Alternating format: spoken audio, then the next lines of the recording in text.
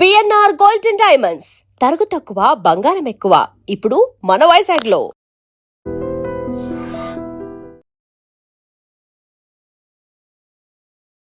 నమస్తే సార్. నమస్తే సార్, బాదం ఆల్మండ్స్ కింగ్ ఆఫ్ నట్స్ అంటారు. ఇటు ఆయుర్వేదంలో నార్మల్ మెడిసిన్లో కూడా చాలా యూజెస్ ఉన్నాయి అని అంటారు. మామూలుగా డ్రై ఫ్రూట్స్ గానే తీసుకుంటాం బాదాంని.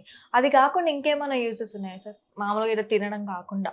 బాదం పప్పు డ్రై నట్స్ కింద చెప్పుకోదగ్గ ప్రధానమైనటువంటి డ్రై నట్స్ లో ప్రధానమైనటువంటి ద్రవ్యం అని చెప్పేసి ప్రత్యేకంగా చెప్పనక్కర్లేదండి. సో ఈ మధ్య కాలంలో మరి ఆరోగ్య స్పృహ అవగాహన పెరిగే కొద్ది కూడా ఈ బాదం పప్పును వాడేటువంటి వాళ్ళ సంఖ్య కూడా విపరీతంగా పెరిగిపోతుంది. సో చక్కటి పోషకభరితమైన ఆహారం ఉంటుంది, ఆహారం అని చెప్పేసి, అదేవిధంగా దీంట్లో అనేక రకాల మైక్రో న్యూట్రియంట్స్ ఉన్నాయని చెప్పేసి, ఫైబర్ ఉంది, మన దేహానికి ఉపయోగపడే మంచి మంచి ఫ్యాట్స్ ఉన్నాయని చెప్పేసి,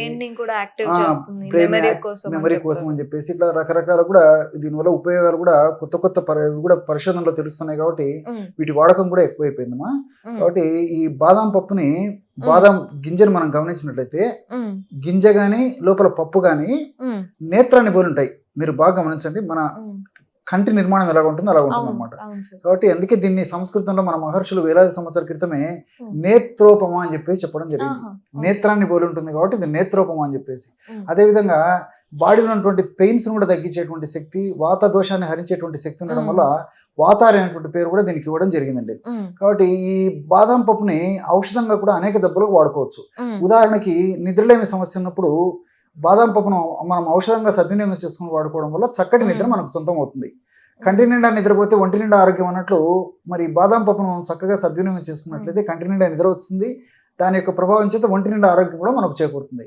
మరి బాదం పప్పును ఎలా వాడుకోవాలంటే 100 గ్రాములు బాదం పప్పును వేయించి చేసినటువంటి చూర్ణంలో ఒక 50 గ్రాములు బెల్లం పొడి, 10 గ్రాములు జాజికాయల పొడి, ఇంతే.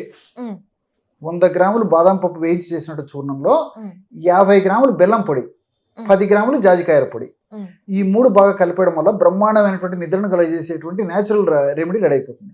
దీన్ని ఒక గాజు సీసాలో నిల్వ ఉంచుకొని రోజు రాత్రి పడుకునేటప్పుడు 100 ml గోరువెచ్చని పాలల్లో 1 టీ స్పూన్ ఈ యొక్క పౌడర్ను కలిపి సేవిస్తుండాలండి. కాబట్టి దీనివల్ల క్రమక్రమంగా ఈ యొక్క ఔషధ ప్రభావం చేత మెదడులో నిద్రను కలగజేసేటువంటి మెలటోనిన్ అనేటువంటి ఒక పదార్థం బాగా ఉత్పత్తి బాగా జరిగేసేసి క్రమక్రమంగా మనకు నిద్ర రావడం మొదలవుతుంది అనమాట. అంటే చక్కటి నిద్ర మన సొంతం అవుతుంది, ఎలాంటి సైడ్ ఎఫెక్ట్స్ ఉండవు. సర్వసాధారణంగానే మెలటోనిన్ ఉత్పత్తి అవుతుంది కాబట్టి ప్రాబ్లం కూడా ఉండదు అనమాట. కాబట్టి రెగ్యులర్గా దీర్ఘకాలం పాటు వాడినప్పటికీ కూడా దీనివల్ల అనేక రకాల మనకు బెనిఫిట్స్ ఉంటాయి కానీ ఎలాంటి ప్రాబ్లం ఉండదు. కాబట్టి ఈ పద్ధతిలో మరి పెద్దవాళ్ళు అయితే బాగా 1 టీ స్పూన్ వాడుకోవచ్చు. మరి వయసు తక్కువగా ఉన్నటువంటి వాళ్ళైతే అందులో సగం తీసుకుంటే సరిపోతుంది. సో 1/2 టీ స్పూన్ వరకు 1 టీ స్పూన్ వరకు వాడుకోవచ్చు అండి పెద్దవాళ్ళు. మాక్సిమం ఫస్ట్ నుంచి చెప్పే కదా 1 టీ స్పూన్ అని. సో 1/2 టీ స్పూన్ నుంచి 1 టీ స్పూన్ వాడుకోవచ్చు. కొంచెం కాస్త చిన్న పిల్లలు అయితే అందులో 1/4 టీ స్పూన్ వాడుకుంటే సరిపోతుంది. అదేవిధంగా సౌందర్య రక్షణ కూడా బాదం పప్పు చాలా సమర్థవంతంగా పనిచేస్తుంది. అంటే ముఖం మీద వచ్చేటువంటి మచ్చలు కానీ, గుల్లలు కానీ, అదేవిధంగా ఈ మొటిమలు కానీ ఇలాంటి సమస్యలు ఉన్నప్పుడు చాలా సులువుగా బాదం పప్పును మనం సద్వినియోగం చేసుకోవడం వల్ల చాలా త్వరగా ఆ సమస్య నుంచి బయటపడవచ్చు. ఎలాగంటే బాదం పప్పును పొడి చేసి పెట్టుకొని ఆ బాదం పప్పు పొడిలో తగినంత పన్నీరు కలపాలి. పన్నీరు అంటే రోజ్ వాటర్ మనకు మార్కెట్ లో దొరుకుతుందండి. సో పన్నీరు ఆ రెండింటి కలపడం వల్ల బ్రహ్మాండమైన క్రీమ్ లాంటి ఔషధం తయారైపోతుంది. ఆ విధంగా తయారు చేసుకున్న క్రీమ్ ని అవసరమైతే ఫేస్ అంతా అప్లై చేయొచ్చు. లేకపోతే స్పెసిఫిక్ గా ఏ భాగంలో అయితే మొటిమలు కానీ, గుల్లలు కానీ ఈ విధంగా ఆ భాగంలో అప్లై చేసేసి 1 గంట తర్వాత గోరువెచ్చని నీటితో కడిగేస్తున్నారు. Simple remedy. సో ఈ విధంగా రెగ్యులర్ గా చేయడం వల్ల కూడా చాలా త్వరగా మరి ఆ ముఖం మీద ఉన్నటువంటి ఆ గుల్లలు, మొటిమలు ఇవన్నీ తగ్గిపోయి ముఖం కాంతివంతంగా, సౌందర్యవంతంగా తయారైపోతుంది.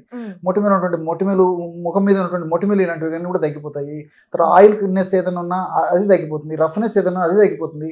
సో ఆయిల్ స్కిన్ వాళ్ళకు వాడుకోవచ్చు, డ్రై స్కిన్ వాళ్ళకు వాడుకోవచ్చు, మిక్స్డ్ స్కిన్ వాళ్ళు కూడా ఈ యొక్క కాంబినేషన్ వాడుకోవచ్చు.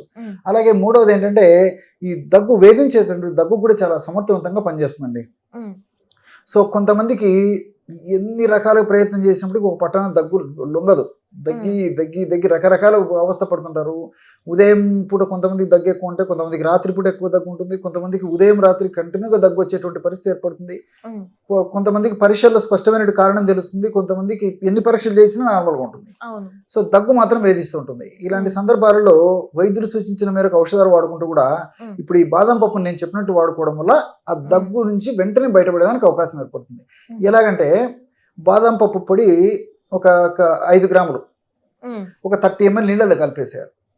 30 ml నీళ్ళలో ఒక 5 grams అంటే ఒక టీ స్పూన్ బాదం పప్పు పొడి కలిపేసేసి ఒక 10 నిమిషాలు లేదా ఒక మాక్సిమం అరగంట సేపు అలాగే పెట్టేసేయాలి. పెట్టేసేసి ఫిల్టర్ చేసేయాలి. సో బాదం పప్పులో ఉంటున్న ఔషధ గుణాలన్నీ వాటర్లోకి వచ్చేస్తాయి. ఆ నీళ్ళని తాగాలి. సో ఉదయం ఒకసారి తాగాలి, రాత్రి ఒకసారి తాగాలి. ఈ విధంగా రెగ్యులర్ గా రోజు 2 సార్లు జస్ట్ బాదం పప్పు నీళ్ళని తాగడం వల్ల చాలా ఆశ్చర్యకరమైన రిజల్ట్స్ వస్తాయి. వేధించేటువంటి మొండి దగ్గు కూడా తగ్గించేందుకు ఈ సమర్థవంతంగా పనిచేస్తుంది.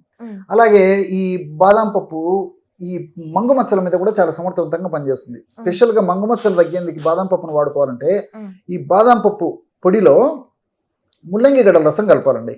సో తగినంత బాదం పప్పు పొడి తీసుకొని ముల్లంగి గడ్డలు మీకు తెలుసు కదండి, రాడిష్ క్రష్ చేసేసి పిండేసేసి ఆ రసం తీసుకుని తగినంత ముల్లంగి గడ్డల రసం తీసుకుని ఆ 2 కలపడం వల్ల తయారైనటువంటి ఆ లేపన ద్రవ్యాన్ని వాడుకోవాలి. ఎలా వాడుకోవాలంటే ముఖం అంతా బాగా శుభ్రంగా కడిగేసేసి తుడిచేసేసి బాగా ముఖం అంతా ఆరిపోయిన తర్వాత ఈ విధంగా తయారు చేసుకున్నటువంటి యొక్క మెడిసిన్ ఏదైతే ఉందో మంగు మచ్చల మీద అప్లై చేసేసి ఒక 6 నిమిషం సేపు సున్నితంగా మర్దం చేయాలి. చేసి మళ్ళీ అదే ఆ లేపన ద్రవ్యాన్ని మళ్ళీ అప్లై చేసేసి ఒక అరగంట గంట సేపు ఉన్న తర్వాత కడిగేయాలి. ఈ విధంగా వారంలో 2 సార్లు సరిపోతుందండి, రోజు కూడా అక్కర్లేదు. ఈ విధంగా వారంలో 2 సార్లు ఈ యొక్క ఔషధాన్ని వాడుకోవడం వల్ల ఈ యొక్క మంగు మచ్చలు లేదా మెలాస్మా లేదా హైపర్ పిగ్మెంటేషన్ అని చెప్పబడేటువంటి ఈ యొక్క సమస్యకి చాలా అద్భుతమైన ఫలితాలు కలుగుతాయి. ఈ మంగు మచ్చల సమస్య మగవాళ్ళలో ఆడవాళ్ళలో ఇద్దరు ఉన్నప్పటికీ ఎక్కువ శాతము 100లో దాదాపు 70-80% మందికి పైన మహిళల్లోనే వేధిస్తూ పీడిస్తూ మానసికంగా చాలా ఇబ్బంది పెడుతూ ఉంటుంది అనమాట. శారీరకంగా ఎలాంటి ఇబ్బంది లేకపోయినప్పటికీ ఆ కుంగతీతకు గురి చేసేటువంటి పరిస్థితి ఏర్పడి మానసికంగా చాలా క్షోభకు కూడా గురయ్యేటువంటి పరిస్థితి ఏర్పడుతుంటుంది అనమాట. కాబట్టి ఈ యొక్క బాదం పప్పుని ఈ విధంగా వాడుకోవడం వల్ల ఆ మంగు మచ్చలు తగ్గుతాయి.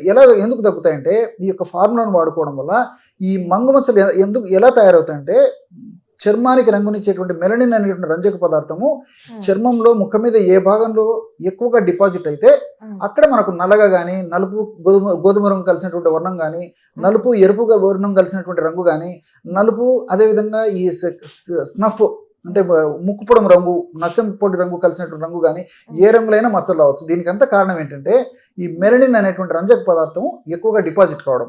సో ఈ యొక్క మెలనిన్ అనేటువంటి రంజక పదార్థాన్ని మనం స్థానికంగా అప్లై చేయడం వల్ల తగ్గిపోతుంది. సో ఇది బెనిఫిట్ అవుతుంది. ఇంకోటి ఏంటంటే నడుము నొప్పితో కూడా చాలా మంది అవస్థ పడుతుంటారు, రకరకాల ప్రయత్నం చేస్తుంటారు. ఆధునిక కృత్రిమ రసాయన ఔషధాలు వాడినప్పుడు తాత్కాలికంగా తగ్గిపోతుంటుంది, మళ్ళీ మొదలవుతుంది. సో మంచి రెమెడీ చెప్తాను చూడండి. ఈ నడుము నొప్పులకి రాత్రిపూట ప్రతిరోజు 200 ml వాటర్ తీసుకొని 200 ml వాటర్లో 5 లేక 6 బాదాం పప్పులు ఆ పైన పొట్టు తీసేయాలి. అంటే ఒక అరగంట సేపు వేడి నీళ్ళలో వేసేస్తే పైన ఉన్నటువంటి గోధుమ రంగు పొట్టును ఈజీగా తొలగించవచ్చు అనమాట. సో పప్పును తొలగించేసేసి లోపల ఉన్నటువంటి తెల్లటి ఆ పప్పు పొట్టును తొలగించి లోపలి పప్పు ఏదైతే ఉందో ఆ తెల్లటి పప్పు దాన్ని చిన్న చిన్న ముక్కలుగా చేసేసి నీళ్ళలో వేసేయాలి. అదేవిధంగా 1 టీ స్పూన్ గసగసాలు కూడా అందులో వేసేయాలి. వేసి ఉదయం వరకు నానం చేసి ఉదయం పూట బాగా మిక్సీలో వేసేసి అంతా పదార్థం అంతా కలిసిపోయిన తర్వాత 1/2 టీ స్పూన్ అందులో బెల్లం కలిపి సేవిస్తున్నారు రోజు ఒక్కసారి. బెల్లం వాడకూడనటువంటి వాళ్ళు ఎవరైనా ఉన్నట్లయితే కేవలం ఈ యొక్క డ్రింక్ తాగినా సరిపోతుందండి. బెల్లం వాడదైనటువంటి వాళ్ళందరూ కూడా బెల్లం కలుపుకొని వాడుకోవచ్చు.